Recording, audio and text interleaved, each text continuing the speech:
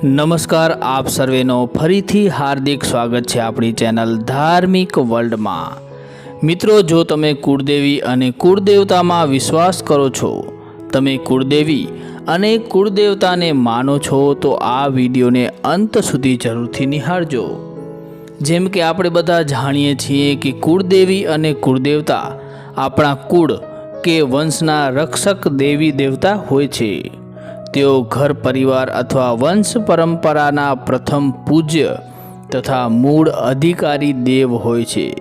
એટલે પ્રત્યેક કાર્યમાં કુળદેવી અને કુળદેવતાને યાદ કરવું આવશ્યક હોય છે। મિત્રો, આજે આપણે વાત કરીશું કે કુળદેવી તથા કુળદેવતાને શા માટે માનવું જોઈએ, અથવા તો શા માટે અન્ય દેવી દેવોથી પહેલાં આપણા કુળદેવી અને કુળદેવતાની પૂજા કરવી જોઈએ। મિત્રો, જો આપને આ માહિતી પસંદ આવે તો વિડીયોને લાઈક જરૂરથી કરજો અને આ વિડીયોને તમારા ગ્રુપમાં વધુને વધુ શેર કરજો તથા કોમેન્ટમાં તમારા કુળદેવી અથવા તો કુળદેવતાની જય જરૂરથી લખજો। મિત્રો, જેટલું જ પરિવારમાં માતા અને પિતાનું મહત્ત્વ છે, તેટલું જ કુળ માટે કુળદેવતા અને કુળદેવીનું મહત્ત્વ છે।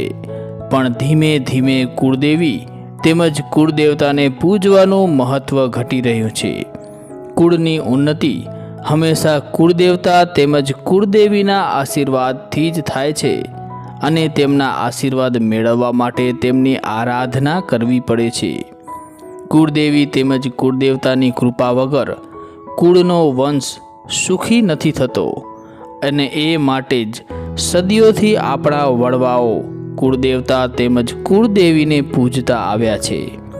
કુળદેવી તેમજ કુળદેવતાને પૂજ્યા વગર તમે બીજા બધા દેવી દેવતાઓને પૂજો છો, તો તે માતા પિતાને છોડીને અન્ય લોકોને સાચવવા જેવી વાત થાય છે। અને આપણે એ સારી રીતે જાણીએ છીએ કે માતા પિતાની સેવા તે જ ખરી સેવા છે અને તેમના આશીર્વાદ જ સંતાનને ફળે છે। તેવી જ રીતે કુળદેવતા અને કુળદેવીની પૂજા પણ સર્વપ્રથમ કરવી જોઈએ, ત્યારબાદ બીજા દેવી દેવતાઓ આવે છે। કુળદેવી તથા કુળદેવતાની આરાધના કર્યા વગર અન્ય દેવી દેવતાને પૂજવાથી તેમનો પ્રકોપ વધે છે। માત્ર ગુજરાતમાં જ નહીં, પણ દક્ષિણ ભારત તથા મહારાષ્ટ્ર જેવા રાજ્યોમાં પણ કુળદેવીને ઘરના મંદિરમાં મુખ્ય સ્થાન આપવામાં આવે છે। તેમની નિયમિત પૂજા કરવામાં આવે છે અને નવરાત્રિ દરમિયાન નિવેદ પણ કરવામાં આવે છે અને તેમના નામનો લઘુ રુદ્ર તેમજ નવચંડી યજ્ઞ પણ કરાવવામાં આવે છે।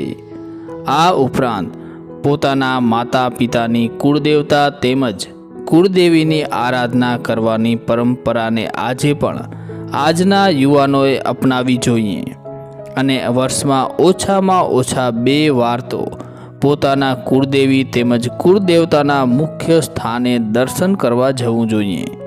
આજે માણસ પેટનો ખાડો પૂરવા માટે પોતાનું ગામ છોડીને શહેરોમાં વસ્યો છે અને કેટલાક તો વિદેશમાં પણ જઈને વસ્યા છે।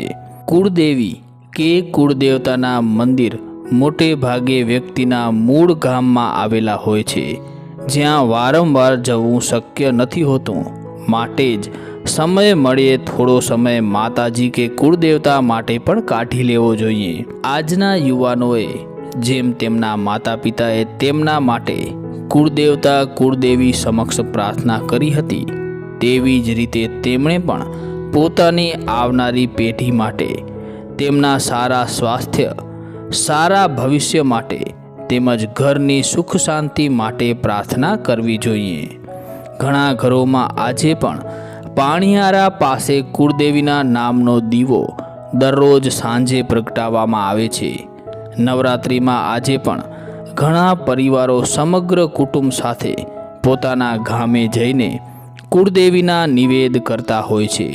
તમે જ્યારે ક્યારે પણ મંદિર આગળ પૂજા કરવા બેસો, ત્યારે તમારે તમારા કુળદેવીનું નામ હંમેશા ઉચ્ચારવું જોઈએ। બને તો તેમના નામની માળા પણ કરી શકો છો। કુળદેવી તમારા કુળનું રક્ષા કવચ છે। જેમ જેમ તેમનું કુળ તેમને ભૂલતું જાય છે, એટલે કે કોઈ પોતાની કુળદેવીની પૂજા અર્ચનામાં તેમના જાપ નથી કરતું, તેમની આરાધના નથી કરતું, તેમ તેમ આ રક્ષા કવચની શક્તિ ઘટતી જાય છે અને આપણા પર તેમની કૃપા પણ રહેતી નથી. જેમ અચાનક માતા ન રહેવાથી બાળકોની શું હાલત થાય છે, તેવી હાલત કુળદેવી વગરના કુળની થાય છે. પણ જો તમે નિયમિત તમારી પ્રાર્થનામાં તમારા કુળદેવી કે કુળદેવતાનું સ્મરણ કરો છો, તેમની ભક્તિ ભાવથી પૂરી શ્રદ્ધાથી પૂજા કરો છો, તો હંમેશા તેમની કૃપા તમારા ઉપર રહેશે અને તમારા પર ક્યારેય સંકટના વાદળો નહીં છવાય. તે તમારા રસ્તામાં આવતી દરેક મુશ્કેલીઓની આડે આવીને ઊભા રહેશે. માટે હંમેશા પૂજા કરતી વખતે સૌ પ્રથમ સ્મરણ તમારા કુળદેવી કે કુળદેવતાનું કરવું જોઈએ. મિત્રો, ઘણા બધા લોકો ઘરના મંદિરમાં એક સાથે ઘણા બધા દેવી દેવતાઓની મૂર્તિ રાખતા હોય છે, પણ વાસ્તવમાં આટલા બધા દેવી દેવતાઓની મૂર્તિ રાખવાની કોઈ જરૂર હોતી નથી. તેની સંખ્યા ઘટાડીને તમે તમારા કુળદેવી, કુળદેવતા, ગણેશજી, હનુમાનજી અને બાલ ગોપાલ તેમજ અન્નપૂર્ણા દેવીની મૂર્તિ તમે રાખી શકો છો. કહેવાય છે કે આપણી એટલે કે મનુષ્યની અને દેવતાઓની ભાષા અલગ હોય છે. મનુષ્ય નાદ ભાષા એટલે કે શબ્દોથી વ્યવહાર કરે છે, જ્યારે દેવતાઓ પ્રકાશ ભાષાથી વ્યવહાર કરે છે. અને આપણી નાદ ભાષાને દેવતાઓની પ્રકાશ ભાષામાં અને પ્રકાશ ભાષાને આપણી નાદ ભાષામાં રૂપાંતરિત કરવાનું કામ ગણપતિજી કરે છે. માટે ગણપતિજી દરેક ઘરના મંદિરમાં બિરાજમાન હોવા જોઈએ, કારણ કે તેઓ જ આપણી પ્રાર્થના દેવી દેવતાઓ સુધી પહોંચાડે છે. મિત્રો, તમારે તમારા કુળદેવી કે કુળદેવતાના મંદિરે ચોક્કસ જવું જ જોઈએ, ત્યારબાદ જ બીજા મંદિરોએ જવું. જો તમારી આસપાસ તમારા કુળદેવી કે કુળદેવતાનું મંદિર ન હોય તો તમારે કોઈ એક દેવી કે દેવતાને તમારા કુળદેવી કે કુળદેવતા માનીને તેમના દર્શન કરવા જોઈએ. આજે ઘણા બધા લોકોને પોતાના કુળની પણ ખબર નથી હોતી, અને જેને પોતાના કુળની ખબર હોય છે તેને પોતાના કુળદેવી કે કુળદેવતાની પણ ખબર નથી હોતી. આપણે બધા કોઈને કોઈ કુળના હોઈએ છીએ.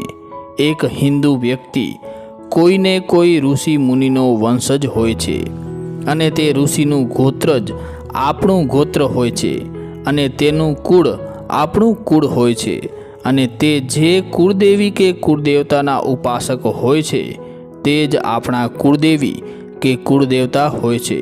માટે તમારા વડીલોને તમારા કુળ વિશે પૂછો અને તેના વિશે જાણકારી લઈ તમારા કુળદેવી અને કુળદેવતાની આરાધના કરો. મિત્રો, અમને આશા છે કે આ માહિતી આપને જરૂરથી પસંદ આવી હશે. માટે વિડીયોને લાઈક કરજો, તમારા ગ્રુપમાં વધુને વધુ શેર કરજો અને કોમેન્ટમાં તમારા કુળદેવી કે કુળદેવતાની જય જરૂરથી બોલાવજો. ધન્યવાદ. જય શ્રી કૃષ્ણ. જય માતાજી. હર હર મહાદેવ. હર.